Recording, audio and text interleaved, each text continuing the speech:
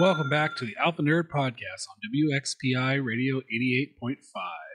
Once again, I am Kyle, your main host, with my gaming associate, Andrew.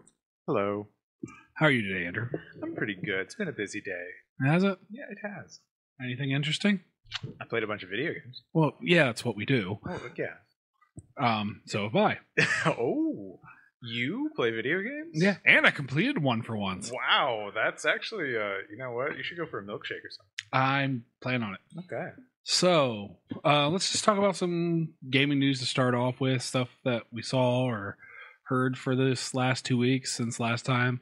They released the Kingdom Hearts 4 trailer. I have no skin in the Kingdom Hearts games simply because I played a bit of the first one, the remastered version, and I was like, okay, I've heard the story is complicated. It can't be that bad. And then I played it, and I could not wrap my head around it.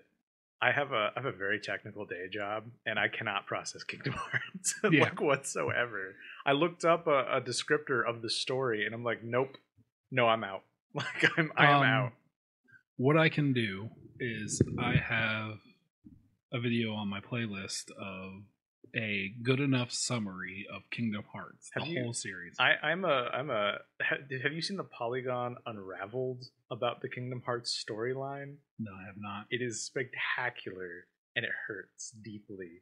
That series was wonderful until the guy who did it decided to go off on his own.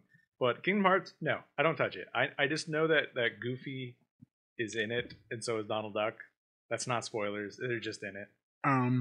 I was pseudo excited for that, just on the pure fact of I used to be a big Kingdom Hearts fan, and then they lost me around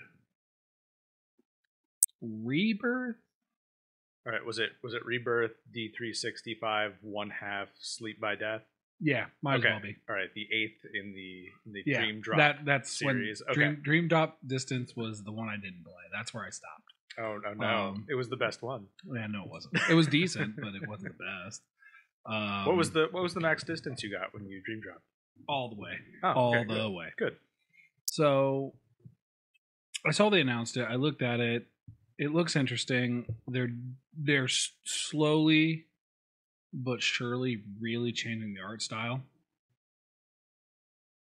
Ignore that. I can actually hear that. That's hilarious. But so I have, like I said, Kingdom Hearts. It's a game that has intimidated me since the very beginning, and all I know about it is that Donald Duck does not have a gun, but he looks like he needs a gun in a couple scenes. Yeah, it would just be appropriate. Yes. Also, you fight it's like Square Enix and Disney combined. Yes, right? That's the whole. And okay. Yes, and originally it was very balanced between the two in the first game. Like, you saw a lot of Final Fantasy characters, but you did a lot of Disney stuff.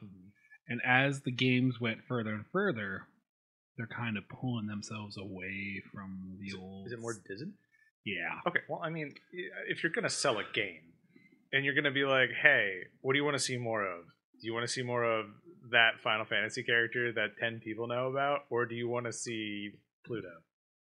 Yeah, but what sold the game originally was the Final Fantasy characters mixing in with Disney people, and everyone just loved that Squall and Cloud, and all them were part of the storyline. So I do remember when I was in college, and I think Kingdom Hearts 1 came out, and I went over to a friend's house, and I walked in, and he was playing Kingdom Hearts, and it was not you. No, I'm trying to think of when Kingdom Hearts 1 came out when I was in... Maybe it was 2? It's probably 2. I don't know. Anyways... Because Kingdom Hearts 1 came out when I was in high school. He was pretty dedicated to playing this game. Like, he was on the couch. He was really into it. He didn't even bother to look at me. And I come in. I'm like, "Hey, how's it going?" And he's like, "Look, it's Cloud!" and like, the screen is like Cloud and Mickey. No, not Mickey Mouse. It's Donald Duck and Goofy. Mickey Mouse shows up for like 5 seconds. Yeah, at the very end. Okay, but I looked at the screen. I'm like, all right, that's Cloud from Final Fantasy VII, and that's Goofy and Donald Duck and someone else I don't recognize. Yeah, Kingdom Hearts 1 was released in March of 2002, so it had it had to be 2. It had to be 2 or something. It had to be 2. It had 3? to be 2. How many years are between the Kingdom Hearts games? Like 7? That's the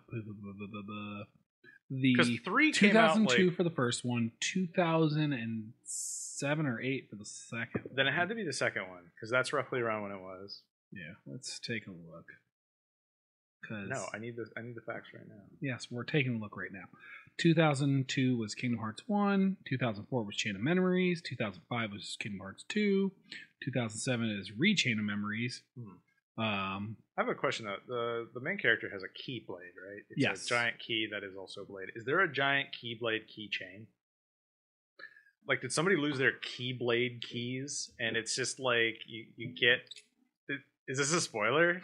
Incidentally, they kind of did something that with the trailer 4. There's like a little keychain hanging on the bottom of all the keyblades. Oh, that's great. And now it's a grappling weapon, like in any of the games. The only way they could improve that is in certain parts of the game you can lose your keyblade and you just can't find it for like 30 minutes. You got to look under the couch. You gotta check Goofy's pockets because Goofy's getting into some stuff. It's always the last place you look. But yeah, they announced that. It was like a little CG trailer, wasn't it? Yeah, okay. It was a flash in the pan excitement for me. It was like ooh, and moved on with my day because I was a big fan of it. But did you play 3? I decided to skip playing 3. Well, then you're completely lost. You don't have any of the story. Because I just did the easy thing and just watched a whole of all the cutscenes. You did Kingdom Hearts 3 the movie. Yes. Okay. That's fair. Just because I just didn't feel like playing it. All right. I just lost total interest in playing it. We actually share that. Yeah. And then it was not good. I don't think 3 was very well done. No. It was really banking on all the they went from focusing on Disney characters to try to focus on the... Wasn't there a story about toys in 3? Yeah. Like a toys. It was all the Pixar stuff. This one was very focused on the Pixar and the 3D stuff. Frozen was one of the big ones in it. Mm-hmm. Your hatred for Kingdom Hearts, just let it go. Yeah. Let it go. I just gotta let it go. Yeah. Anything you've seen recently?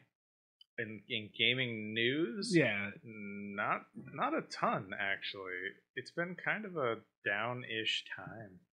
Fair enough. Not a ton of news coming out. No more E3. That is true. And also probably for the best. Honestly, E3 was on life support even before the pandemic. Fair enough.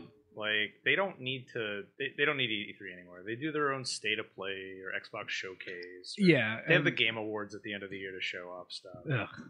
Game Awards. What do you have against the Game Awards? I don't like the Game Awards. Well...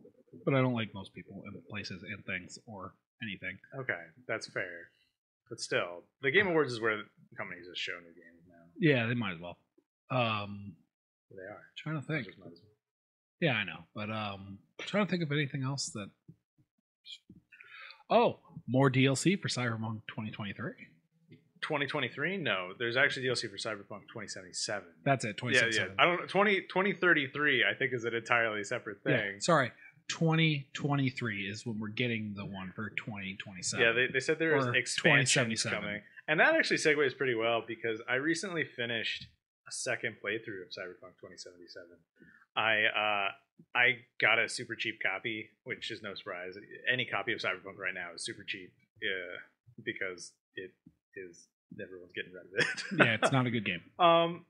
But I played it on my Xbox, and I finally 100%ed the game. I did not do that on my PC run. I didn't bother with the 7 different endings, which 4 are actually distinct endings, and then there are 3 other variants of some of those 4 endings. It's weird, and out of those 7 endings, only 1 is like good.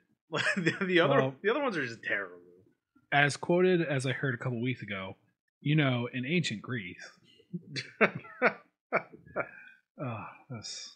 So the biggest issue I got with Cyberpunk 2077 is that it's an open world game where you don't really do anything that matters. So it's like an Ubisoft open world game. It's a map full of filler that you really hope is interesting, but most of the time it is supremely not. And it has a very bad time. You got to really root around for the good quality content in it. And that is not a good sign. No, it's not. And plus, there's only like 7 main missions. The main story is super short. You can get to the end of the game in, I think, like maybe 5-6 hours if you really wanted to. There's some good stuff in there. It's just, boy, is it hard to find. Yes, and that's, for me, not worth it then. If I have to go looking for the goodness, then it's not worth it. The other thing that really ticks me off is to progress a lot of the side quests, you have to wait for people to call you. And them calling you is random. There is no way to force it to occur.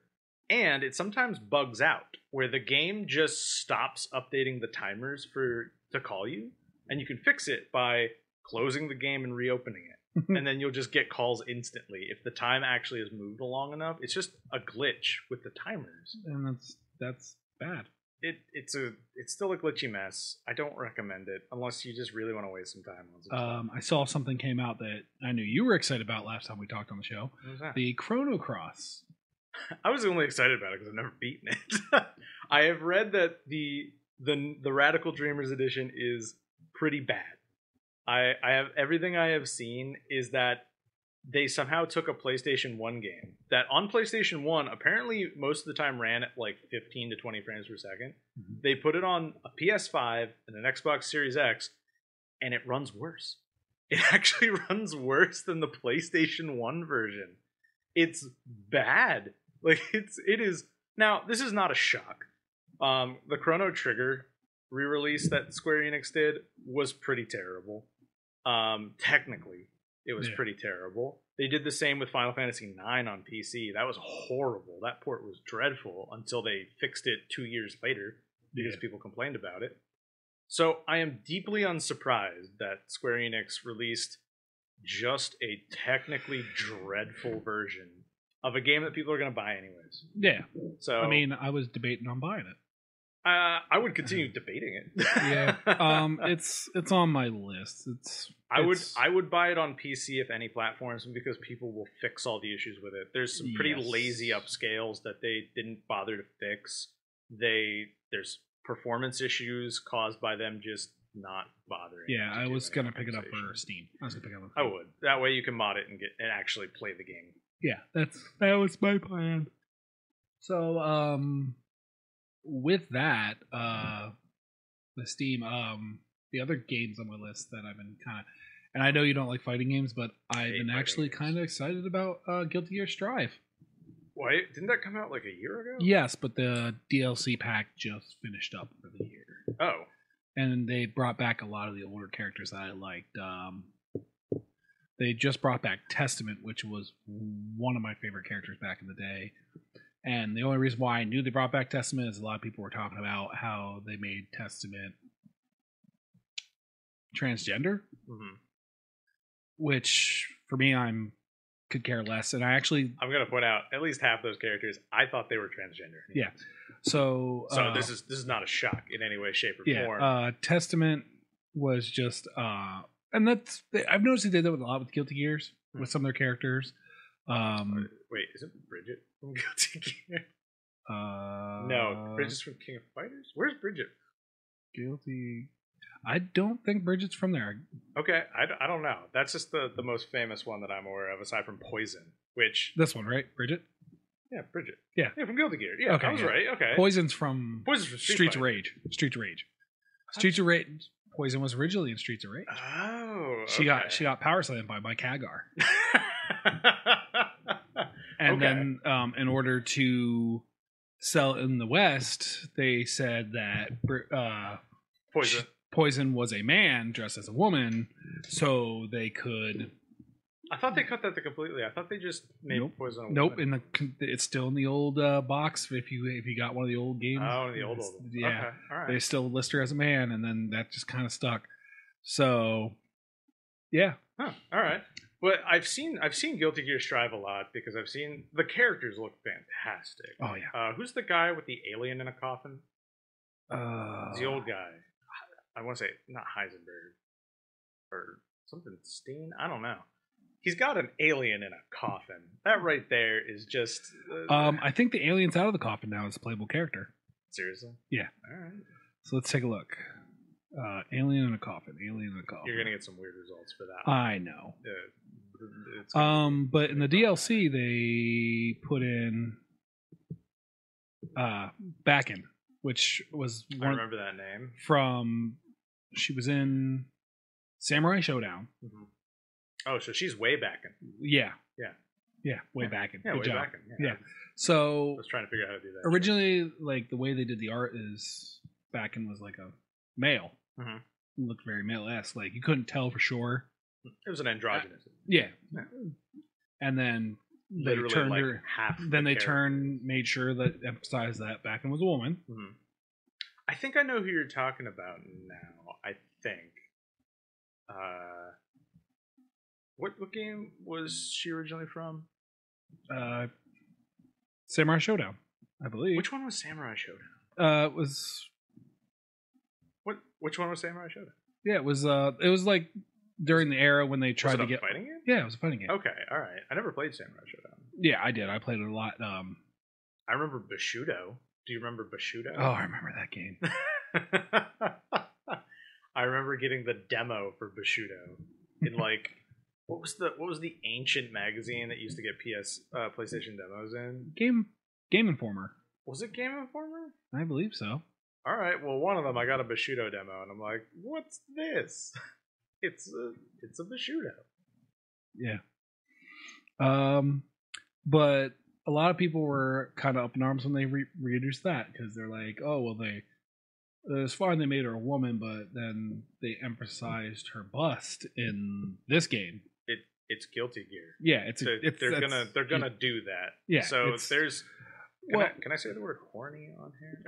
I mean, technically, yes. So I'm going to point out that there are certain Japanese developers who their art style is very highly sexually charged. Yes. That is what they do. That is their entire frame of reference. Yes. Some of the time, it works. Some of the other times, it's just terrible. Yeah. And I feel like, and the thing is like, their biggest complaint was, in the old games, like I said, Bakken was very androgynous. You weren't sure if it was man or a woman. Hmm. Well, this time it's very clear that Bakken's a woman. Yeah. Okay. Like, I mean, yeah, they're like I said. But yeah, people are just Arc Systems does that. They can do that. Their art style does. I shouldn't actually say that. I'm only familiar with like 2 Guilty Gear games. Yeah. But to say that they emphasized those traits does not shock me in the slightest. No, at all. Not at me either. And who cares? I mean, somebody cares. Somebody cares. So, don't ever say who cares. Someone cares. Someone cares. But I was fine with it. I was actually really excited because I liked what they did with Bakken this time. Yeah. Did you like her Bakken the Day? Bakken the Day too. Yeah. Yep.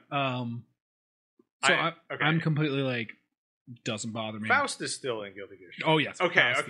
That's all that matters. Is still a great. That's actually all that matters. So yeah, Faust is still there. Okay. Eno's still there. A lot of the characters they brought back. Who's the Egyptian pole cue guy?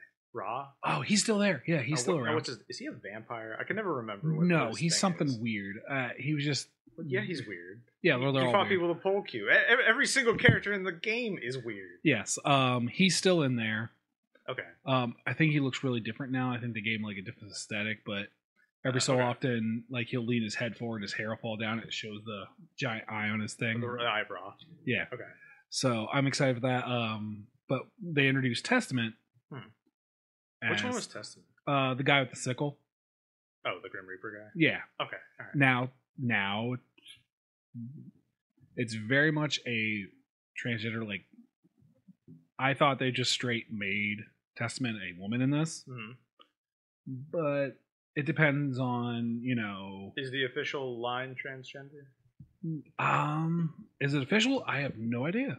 Okay, because it could just be an androgynous look. It's very accentuates feminine like postures and stuff like that, which I like. It's really because the way Testament's written as a character, it goes with it. I was gonna say the Grim Reaper could go out of it. Yeah, and it's how it. The Grim Reaper. Okay. Yeah. Yeah. So I'm glad they're taking. Like that's the that could be it. And all the poses and stuff are very accentuated female postures and stuff, which I like. I'm really glad that a company like Arc Systems is okay with taking liberties with their own characters. Yeah. They control that IP, they control that narrative, they can tell whatever stories they want. And I'm glad that they aren't just making a game repeatedly that is the same thing forever and ever and ever. Yeah, because this was the original look. Okay. Which you can see where there's quite a difference, but at the same time, they kept that level of androgyny in there. Yes, and the difference, the two things I liked is if you put it on Japanese audio for the Konnichiwa.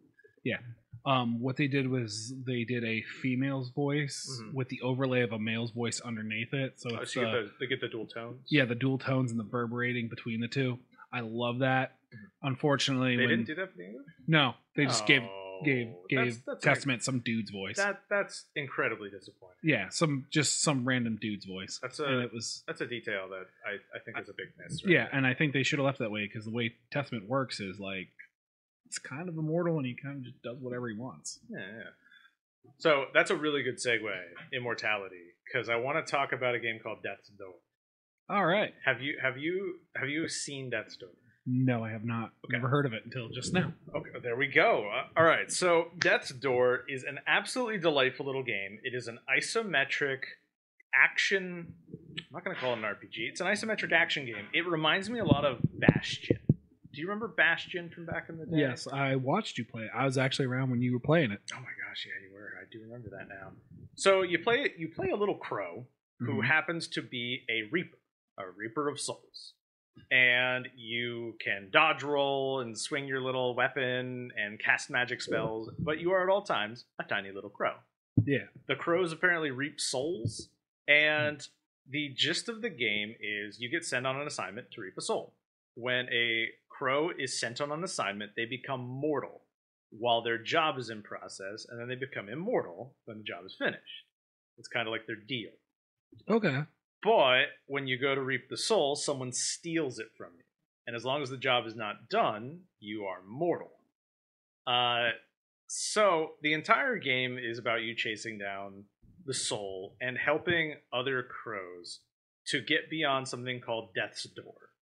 And it's a pretty short little game. There's only 3 major bosses. There's not going to be any real spoilers in this, but it is so delightful. The music is fantastic. The gameplay is hard. It is a brutally difficult game. I'm not going to... Everyone wants to compare things to Dark Souls. It's only similar in the aspect that when you die, you just respawn at the last point you used. Okay. You don't lose anything. But it is a difficult game. That's... And it is adorable. And the puzzles in it are brilliant. The boss fights are wonderful. And the coolest part of the game, it does something I really like. This isn't really a spoiler, but when you beat the game isn't over. That is something I love in games. Okay. When the game is just like, all right, you did it, but you're not done. Fair enough. As I say, you really like those kind of games where it's got... This is why you like games like Elden Ring and you're very much a completionist kind of I would compare this game closer to like I said, like Bastion, or there are definitely other games that are similar to it that are eluding me right now. But it is an isometric, top-down 3D game. The only complaint I possibly have about it is because of the way the camera like looks down. There's some depth perception issues where you think you're kind of closer to something than you are. Okay, and it can cause a problem. But it is very exploratory. It rewards like detail noticing. It's got cool little powers. You get a hook shot, which actually I want to talk about because there's another game that is almost exactly like Death's Door, but not. And it's called Tunic. Yeah. You've seen Tunic. Tunic is a game about a little fox who is definitely not anybody supposed to be Link from Legend of Zelda. Yeah, no, not that he has a green tunic or anything, and a sword and a shield. And Tunic is a game that is a love letter to Zelda. That is what it is. Very much extremely a love letter to Zelda, and it's so weird because it and Death's Door are so similar while being at a core very different. Tunic is about more about exploration, more about kind of understanding the world you're operating in. Whereas Death's Door is about puzzles. It's mainly about puzzles and boss fights. Yeah. They have the same camera style. They don't have the same art style, but it's very close. It's so weird to play them back to back because I'm like, oh, these buttons are the same. Like, I can swing my sword here with this button. It's the same here. Dodge is the same here. Everything's the same. Like, it's the same. This is the same game. Playing 2 games with the exact same control scheme. I'm a fox in one and a crow in another. Yeah. They're both wonderful though, and I highly recommend anyone plays either of them. Do you want more Zelda? Play Tunic. Do you want more Dark Soulsy? Play Death's Door. Fair enough. I'm trying to think of games on my list right now that I gotta start looking into because I gotta find something new to play now. Do you like investigation games? Sometimes. All right. There's a game I'd like to talk to you about that I recently played and finished, and it is called Paradise Killer. Paradise Killer is a little indie game, and to describe the aesthetic, I would call it surreal vaporwave. All right, vaporwave is like an 80s aesthetic that uses a lot of like pixelation and image burn. Paradise Killer is very surreal. The entire situation is deeply, deeply surreal. So if you don't have time for things that may not make a lot of sense, don't bother with the game. The core gist is there is a strange reality-altering cult that happens to build pocket realities to try and resurrect evil gods. Okay? Go on. Every time they try to resurrect a god, they have to basically build their home up and then regenerate it and regenerate it and regenerate it, because every time they create it, it's flawed in some way. So in the latest regeneration, somebody kills pretty much the entire cult trying to regenerate this perfect island reality.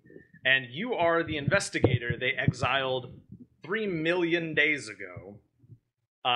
And you have to come and investigate and figure out who killed them and what's going on this island. And it's a great contrast because the island is 3D rendered, but all the characters are 2-dimensional. So, and the art style is wonderful. One of the other big things is the game is super sunny and shiny. It's like so happy and upbeat. The actual audio in the background is like a very nice jazz. Like it's that's it. Okay. It's a very upbeat game. And then you look in the distance and you see like a giant pyramid with eyes watching you. Or you find like a demon who just casually talks about like, hey, did you check out that human sacrifice over there? That sounds like a fun thing to do. It is a deeply weird game of contrasts. And it is a great investigation game. I will have to check that one out. You go around, you have to explore this island, you have to talk to people, question them, find leads. There's no time limit, so you can just kind of do everything you want. Okay. The ending is great. I won't spoil anything, but the ending is wonderful. And a lot of the descriptions of stuff it's stellar. I loved the game. I loved it so much. It's not overly long. It doesn't overstay its welcome. I only have 2 minor complaints about it. The first one is to do the fast travel, because it's a sizable island, you have to pay a limited currency. Now, if you find all the currency in the game, it's not a huge issue. Everything you can possibly buy with the currency, it still leaves you with like 60 left, and it costs 1 to fast travel. Okay, that's not nearly as... No, I finished the game with like 40 of the currency left, so it wasn't a huge deal. But at the very beginning of the game, it makes fast travel very bad to do, because you won't have much money. And 2, once you get to the end of the game, you basically have explored the whole island.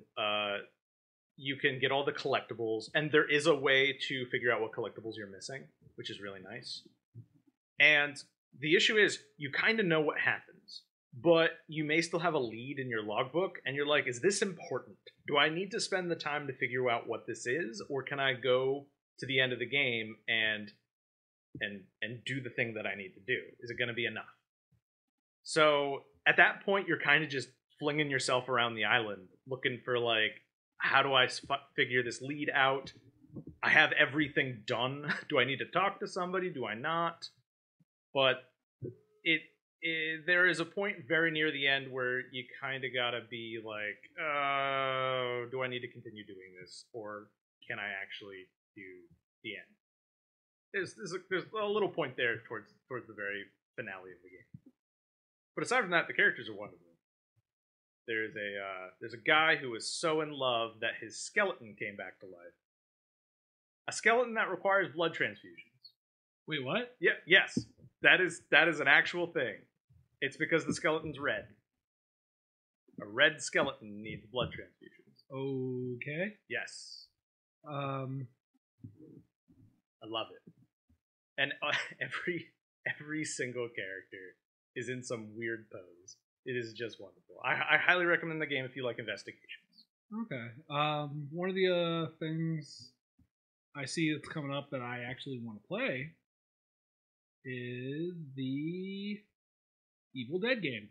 No. Yes. No, Kyle. You don't want to play that. Yes, I do. No. Don't tell me what to do with it, man. I keep looking at that game, and it looks like a game that you would buy for $9 at Walmart when you were a kid. It does not look good. I'm sure it's enjoyable. I'm sure it's going to be enjoyable. I can't say for sure that it's actually going to be any good. I mean, they got Bruce Campbell. That's all that matters. Right? That sells you games. Isn't King Arthur one of the characters in there? Yes. Okay, it's all the characters from the show, the movies. I never watched the show. Was the show good? Oh yeah, the show was good. I watched the whole way through. All right, I might have to watch it. I binge watched it. I am an Evil Dead fan, and I never bothered with the show because I just was like, that can't be good. Right? Oh, as long as you go in knowing it's an Evil Dead movie / show, and you don't have any super high expectations for it, like if you're like, oh, I'm looking for the new drama of the year, that's not it. And if you can just know that and go into it knowing that, you'll love it. It's a great show. Lucy Lawless is in it. She's always wonderful. She's always. I haven't seen a single thing she was in that wasn't good. She was great in Spartacus. Yeah. So was she in Xena too. Oh yeah, she was a warrior princess. Yeah, she was. Yeah, totally. Which was she the Xena warrior princess? Nope. Oh, okay. Right. She was Ted. Wasn't Ted actually Ted Raimi? I believe so. Or no, the Joxor was Ted Raimi. Yeah, maybe. I don't know. Speaking of Ted Raimi, did you ever play Until Dawn? Yeah.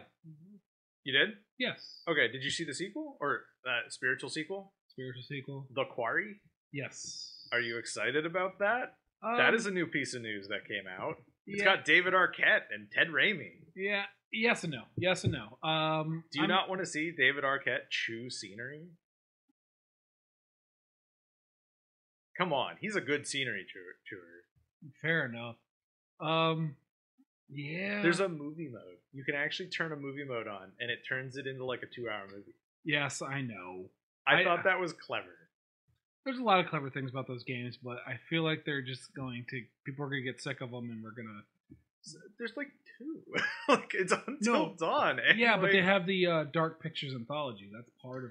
Oh, who does that? That's not the people behind Until Dawn and the... Wait, is it? I believe so. Oh, I haven't heard that good of things about those. Yeah, exactly. But The Quarry looks legitimately dark, decent.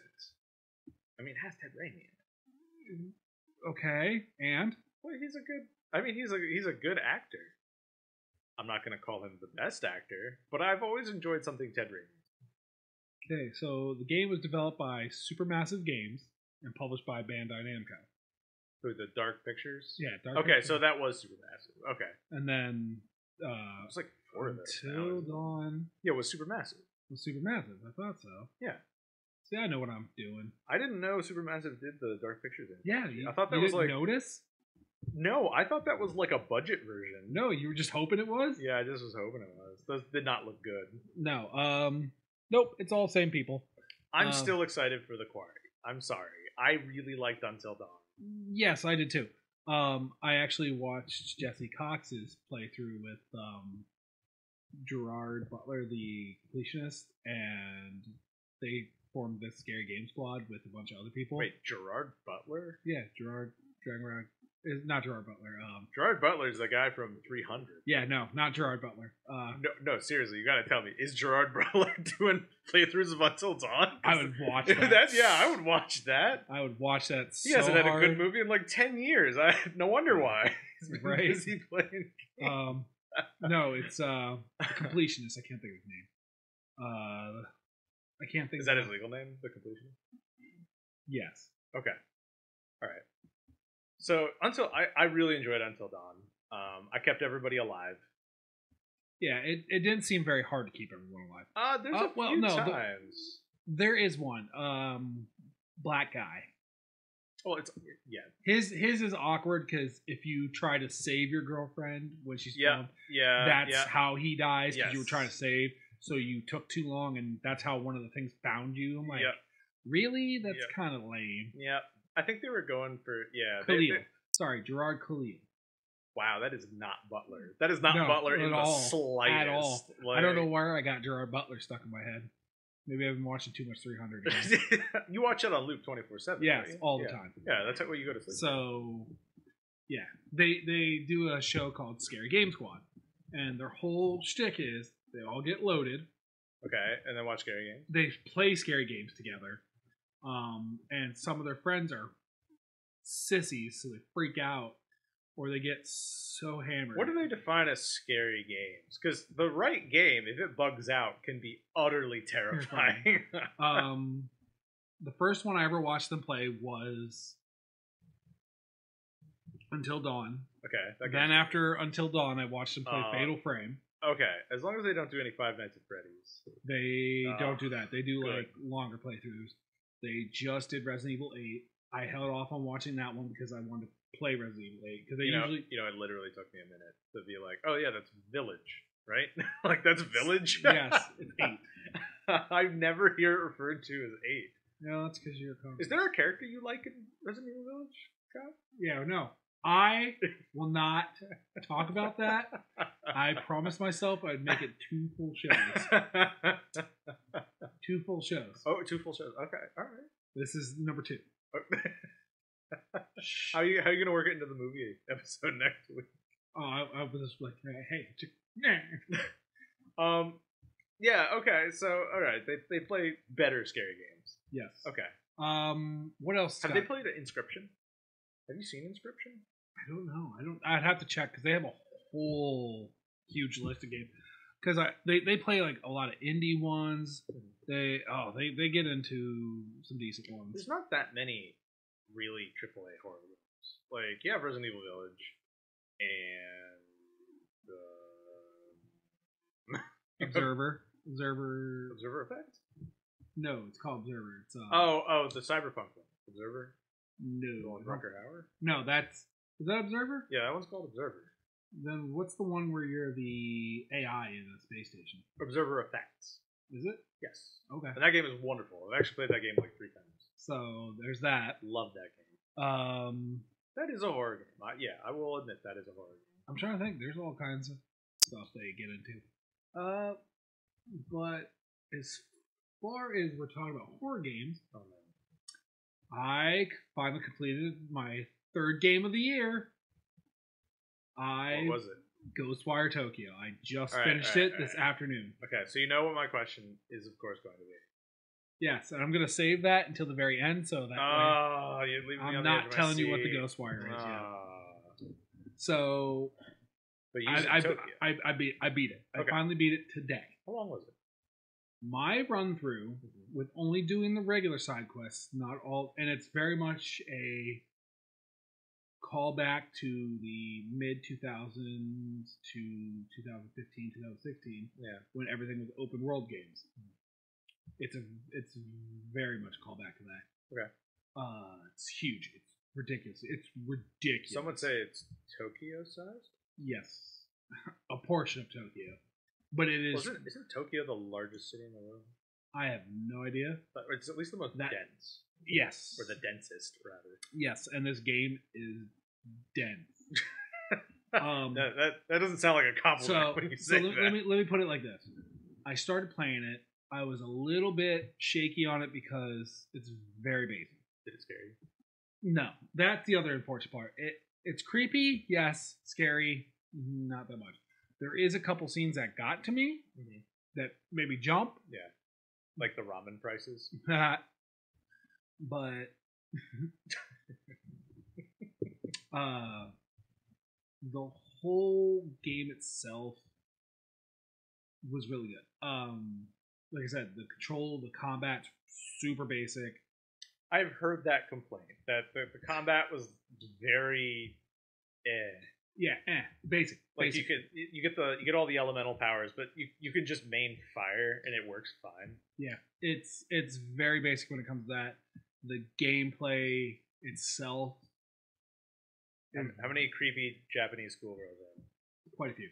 All right. At least they can put that on the box. Like everything was like stereotypical. The traversal powers, the collectibles. It was kind of paint by numbers.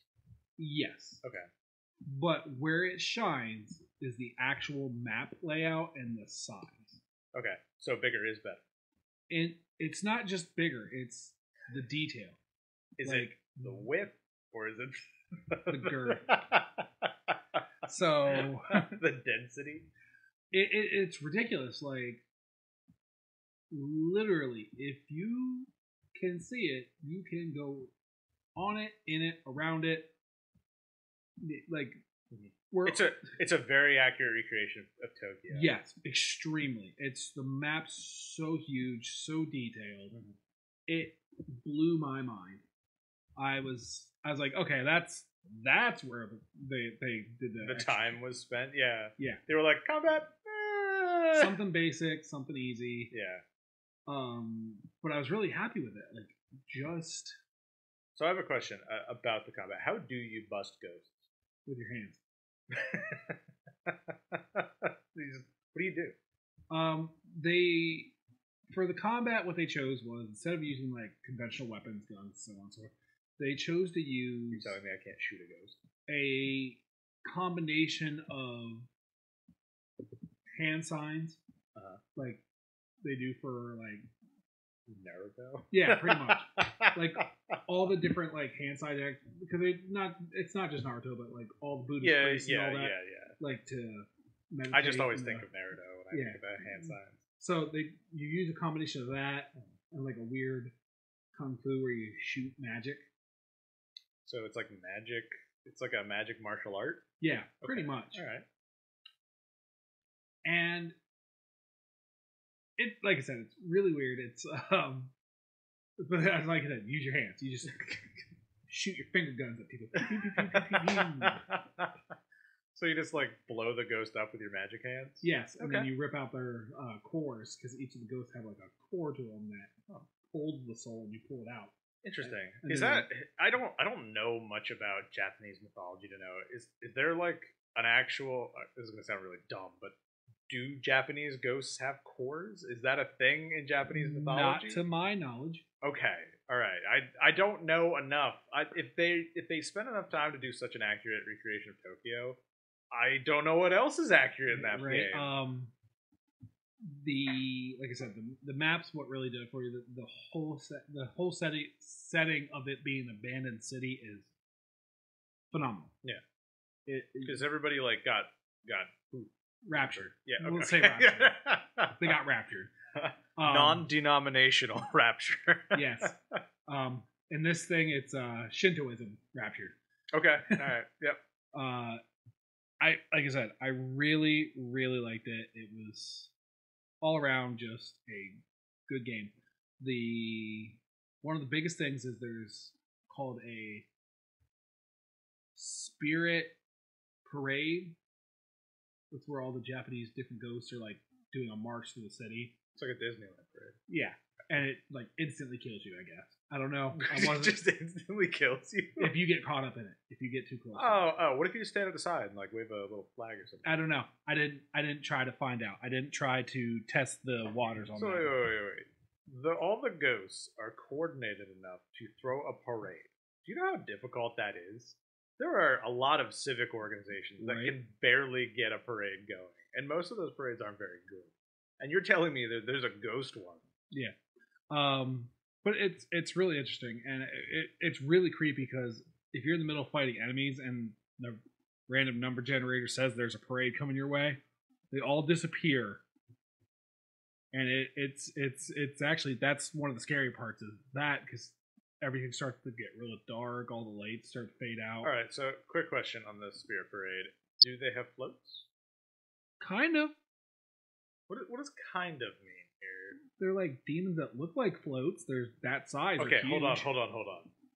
You're telling me that there are demons that replicate the functionality of a traditional parade float? Kind of. All right, this is kind of up there with the Pokemon ice cream cone and Ghost of a Candelabra, in my opinion. That's nice, but there's a demon parade float. Yes, that's what it's pretty much called.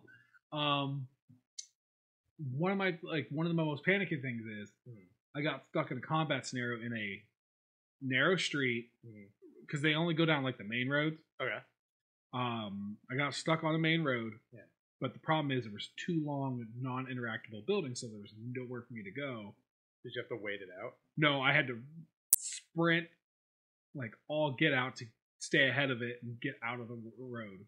Oh, but I thought you were in like a side road. You were in a main road. I was on one of the main roads. I just had to sprint to get to, it was just a narrow main road. It was one of the main roads. You can't destroy them. They're just like, nope. It's one of those things you got to get out of town. It's the weight of bureaucracy. Yes, and that was one of the few things that scared me. You know, be even more terrifying. What if those parades had shrines? The little cars. There is. One of the other highlights was the side quests. The side quests have so much more to them. Would you say they are very spirited? Yes, very spirited. Do they have soul? Yes. Okay. All the soul. Okay. But like a lot more came out of them than the main quest. The main quest is very generic. Jerry generic. Yes. That's okay. All right, I'll accept that. Yes, you don't have a choice. I said it. So, do they explain who the person in the mask is, right? No. Wait, what? Well, they explain him and his motivations. Okay. But they never tell you who he is. That's a very odd choice. But is there something like a side quest somewhere that nope. Nothing? Okay. Because here's the crazy thing. My playthrough was 20 hours and 13 minutes. 2013. Yes, which is a really long playthrough for me. Oh, okay, all right. Yeah, I was going to say, for one game? Yeah, that's pretty wild. Well, yeah. And the sad thing is, all I did was the regular side quests. Can you play the game after you beat it? Yes. Okay, all right, we'll go back and do them all. I don't want to. You just told me this game was great. It is. It's just too much. Like, no, it's not too much. It's just the only things I didn't do were free all the people. Okay. Which is they're going to be very disappointing. There's like now everyone got turned into spirits, pretty much. Everyone got turned into souls. That's the whole rapture thing. They all got turned into spirits. Yeah. And they're all being captured or they're found in clumps everywhere. They kind of like group up and like form into a clump to keep themselves together because they just share their energy back and forth to keep them from dissipating. Forever dying. So you walk through an alley, some are stuck on your shoes. There's just some floating around there, all grouped together, and you capture them, and then you can free them. I thought you were going to say grumpy. And what cracks me up is the arbitrary number. There's 240,300 and some odd souls that you have to find. That is a lot. Now, yes, it is. Now, the fortunate part is when you find a group of them, and because you only ever find them in groups, they're not just like, there's one guy there. As you suck them up and save them, they come into groups of like 100 or more. Like the lowest number I got of people in a group is 99. Wow. Okay. So, but it's still really long. That sounds kind of like, you know what that reminds me of? That reminds me a little bit of the agility orbs from Crackdown. Yeah. You remember those? Yes. They're like everywhere. There's like 600 of them. Yeah. So that... I didn't go through all that. My goal was to get at least half by the end of the game. What does that get you? experience, level ups. Oh, okay, all right. So, okay, I get it. Nothing too amazing. Just going through and taking periodic like stops of like, hey, you can jump from rooftop to rooftop to collect this soul and that group there. Just doing that as I was going through the game, through the side quests and the main quest. I got almost 75% of them. Wow. Okay. Yeah.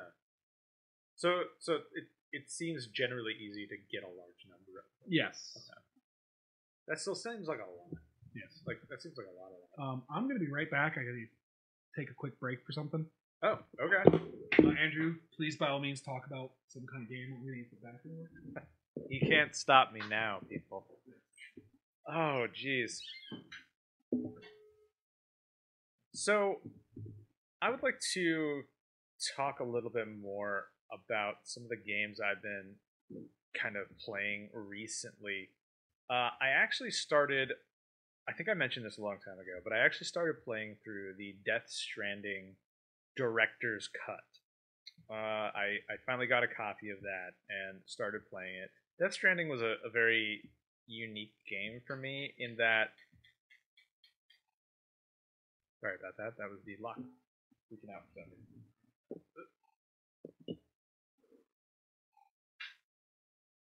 Okay. Was a very unique game for me because the gameplay itself was so unique. You don't really think about a walking simulator, a postal delivery simulator, being something that you want to engage with. That sounds boring. That sounds incredibly boring. You play a video game to explore new lands or have exciting epic adventures.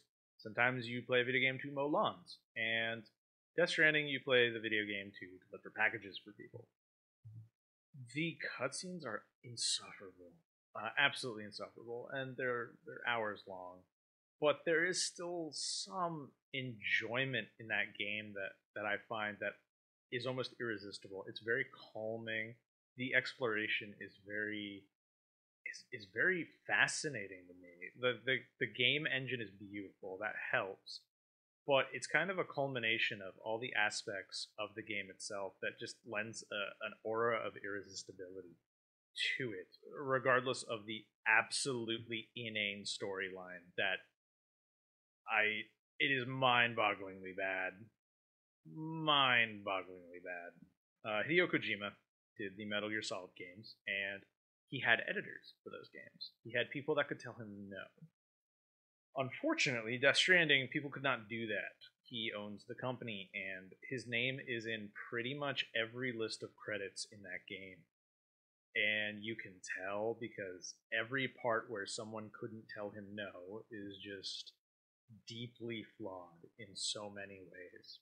The places where he had great ideas, yeah, they're great. The places where he had complete creative control, no, absolutely terrible. Horrendous. He uses a lot of extremely blatant naming schemes or themes that just hit you repeatedly over the head with a hammer. And it's insufferable. I would recommend trying it out though, because if you do enjoy games like that, or if you do want to experience that kind of calming open world of just roaming around with the packages, tripping over a rock, destroying your entire loadout, and then getting really frustrated, but then going back and picking up the packages and moving on. There is something about it. It's got an allure that I can't really explain too well. And Kyle has returned. Yep. He's back in the building, everyone. Yes, I am. Now I can stop talking about it. Yes, I am. Sorry about that. Mother Nature is a very, very demanding woman. And I could not resist her call any longer. That's fair. I was just babbling about Hideo Kojima. Yes. So where I was at with this was Ghostwire. Yes. What is it? Not yet. What? We still have time in the show. Oh, you got 5 minutes. I have 5 minutes to talk about anything but what the Ghostwire is.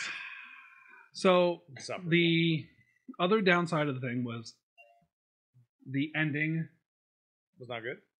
No, the final fight was just a lot easier than what it should have been. I had a lot harder time.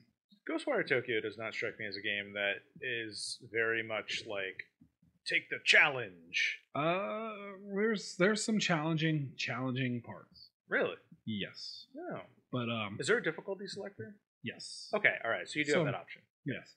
I'm going to say a very controversial take that I want to discuss in 2 weeks, but every game should have a difficulty option, including Dark Souls. Yes, absolutely. But as I was saying earlier about it, like I got majority of it just by doing the natural run through and just picking up where I could, when I could, how I could. Yeah. All right. Do you want to do a rating scale? Do you want to do a letter grade? How do you want to rate this? From a scale of 1 to 10? With 10 being the best? Highest, okay, yeah. All right. Being perfect. Okay. I'd say it's 7 or 8 for me. Okay. Maybe 8.5. 8.5. All right. Like I said, the only thing I didn't do was like go get all the collectible side quests. Like, oh, there's this many hidden spirits that you can go find here and here. You don't feel obligated to do them. No, I don't feel obligated at all. Okay. But I've never felt for any open world game. I was going to say, the fact that you beat the game, that in and of itself is epoch making. Like that means the game is worth something. Yes. But yeah, the main villain, you don't actually learn who he is. You learn about his motivation. Oh, and you learn about his like second in commands, who they exactly are, but never what he exactly is. Oh, it's weird. That's very weird. Very much so. So, changing to another game that I think you had played at some point, Halo Infinite. Did you get far in it? No, I have not, because I was supposed to start playing with you, and you ditched me. Well, that's the multiplayer. I never bought Halo itself. I just got the multiplayer. Oh, you just downloaded the free-to-play. Yeah, okay. I wasn't going to bother with the storyline. Okay. The storyline is bad, but the actual single-player is good. Okay. Like, the storyline is bad. Like, right. it's bad. I'll have to check it out. It's very bad. But we are about out of time. Oh, yeah, we are. So we're going to call it a day. We're going to reconvene in 2 weeks. Sounds good. See what other games we've completed. Maybe Chrono Cross. No way. Plus my save will just delete itself. Fair enough. So we will see you in 2 weeks. All right, see you, everybody.